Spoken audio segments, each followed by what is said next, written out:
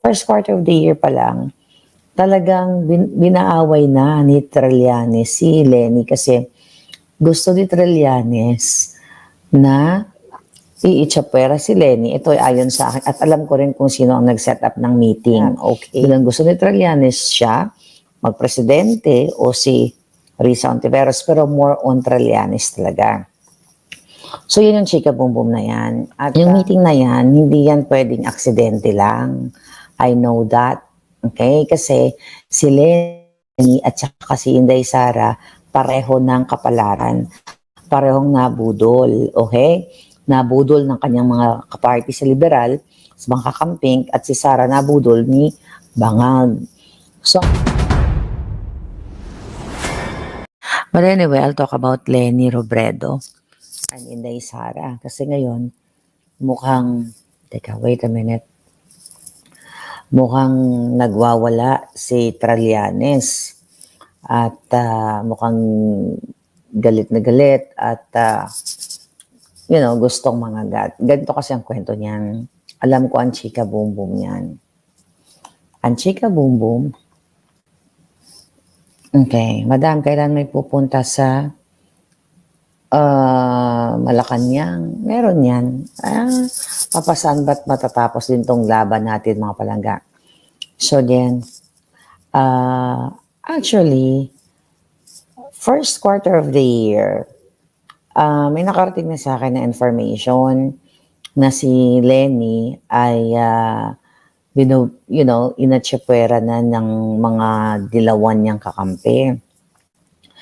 Gusto ko lang linawin sa inyo na tama talaga si Lenny nung time na binoboljak natin siya na mambubudol ang mga Marcos. Tama siya.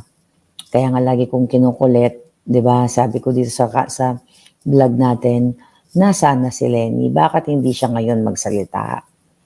Okay? Kasi anti-Marcos siya, 'di ba? Lagi niyang sinasabi, never again.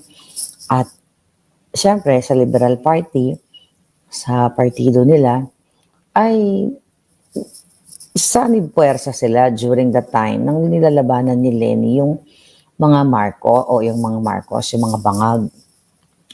Pero first quarter of the year pa lang, talagang binaaway na ni Trillanes si Lenny kasi gusto ni Trillanes na iitsapwera si Lenny. Ito ay ayon sa akin at alam ko rin kung sino ang nag-set up ng meeting. Okay? Kahit busy po ako sa aking birthday celebration for 2 weeks now, alam ko kung sino nag-set up ng meeting. So mamaya bibigyan ko sa inyo yung initial. Basta sa kapapasok lang, hinaan ko lang yung boses. Hindi kayo sanay sa boses kong pa-demure kasi may natutulog sa tabi ko, mga palangga ko, mga friends ko. So, tinatapo na, okay, nila Ontiveros. According to my source, gusto nilang iitsapwera na si Lenny Robredo sa Liberal Party. Kasi nga, feeling nila, parang, hindi feeling nila, nakikita nila na wala nang ganung klaseng popularity at wala nang support kay Lenny kasi tinapo na nga nila. Doon ang gusto ni Trillanes siya magpresidente o si Risa Ontiveros, pero more on Trillanes talaga. So yun yung chika boom boom na yan. At di ba lumabas sa I think, ito kasi, actually ito, hindi ko pa nababasa lahat yung mga tweet at mga balita. Ito kasi galing sa ating source. So, yung meeting na yan, hindi yan pwedeng aksidente lang. I know that. Okay? Kasi si Lenny at saka si Inday Sara, pareho ng kapalaran. Parehong nabudol. Okay? Nabudol ng kanyang mga kaparty sa liberal, sa mga kakamping, at si Sara nabudol ni Bangag. So, ang eksena dyan, mga palangga, ay si Lenny pala, according to my source, ay gustong magprotesta muli laban kay Bangag Jr. sa Pandaraya sa 2022. Okay? Noong 2022 election, di ba? Si Attorney Glenn Chong ay may affidavit yan na sinasabing nandaya talaga si Bangag Jr. But anyway, between the Liberal Party, gusto palang mag-i-push siya na ni Lenny ang, according to my source, yung protesta na naman sa president. Kaso wala siyang nakukuhang support sa kala Trillanes, kala De Lima, dito kala Ontiveros. Kasi, nakita nila na, hindi ka na namin kaya siguro nakikita nila na, yun na nga, ginamit lang nila si Lenny, user lang talaga sila. So ngayon, kanya-kanya sila, alam niyo naman sa politika, di ba? Karamihan ay greedy, karamihan ay vested interest. Actually, pareho nga, sabi nga, pareho ng kapalaran si Lenny at si Inday Sara. So, ayon sa aking source, bigyan natin ng initial kung sino ang nag-arrange ng, tayo ko muna, bibigay pa natin. Sige, kung sino ang nag-arrange ng kanilang pagtitipon doon sa Peña Francia Festival, ba? Sa barrio ni Lenny. Start with letter P. Okay. Yung nag-arrange niyan, sabi ko nga sa inyo, kahit busy ako, nakakarating yung mga information. So, start with letter P. So, si letter P, well, matagal na akong, i-give mo na. Matagal ko nang alam kung sino si letter P. No, it's not Panelo. Okay? Ngayon, mga palangga, so, ang kwento talaga niyan, hindi naman din talaga politika. But syempre, diyan nagsistart yan. So siguro, I don't know kung ano pinag-uusapan nila. Pero ang sabi ni Trillanes diyan, mga palangga, okay, nanggagalaiti si Trillanes. Ano ba sabi ng hitad na yon? Tignan natin. Ito. Sabi ni Trillanes sa tweet niya, Ma'am Lenny, gusto nga naming ipa-impeach si VP Sara, tapos binastos pa niyan si Senator Risa. Bakit po paminit? Sabi niya, are you siding with her? Okay. So dito pa lang na sinabi ni Trillanes, kitang-kita mo, nakakampi talaga siya ni Lisa Bangag at ni Marcos kasi ang author ng impeachment ni Sara ay si Lisa Bangag o si Lisa Smuggler. Ngayon, nakita niya kung gaano kabgago to si Trillanes. Bakit naman niya utusan si Lenny kung sinong imimit ni Lenny? Di ba? Bakit niya utusan si Lenny? Bakit niya didiktahan si Lenny? Diniktahan na nga nila eh. Yung si Pangilinan at saka si Marojas, alright, hindi na rin sila in good terms ngayon.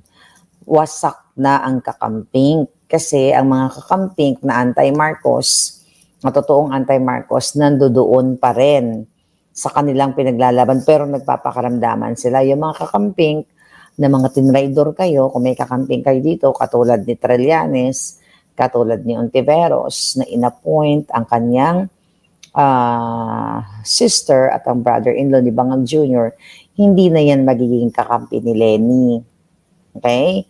Hindi na magiging kakampi ni Lenny kasi nagkaroon na ng benepisyo si Ontiveros sa kay Bangag. So, ganun ang nangyayari ngayon.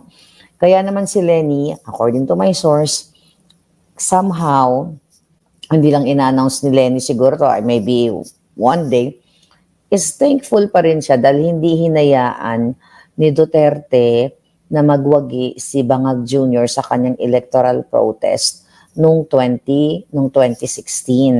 Grabe, Grabe yung politika, mga palangga. So ngayon, di ba, dahil during 2016, ay nanghingi ng tulong yung si Bangag Jr. at saka si Lisa Tanas sa Duterte administration. Natulungan sila para manalo sila sa kanilang electoral protest.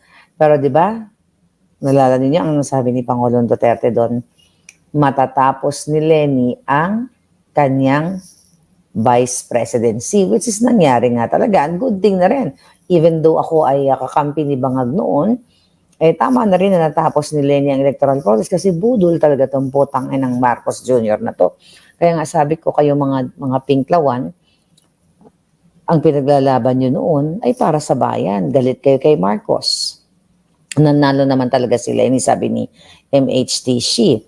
So ngayon, mga palangga, mag-a-agree na siguro tayo ngayon dyan dahil sa ginagawa ng pangbababoy ni Bangag Jr. at ni Lisa Tanas. So, ang kwento kasi niyan palangga malalim.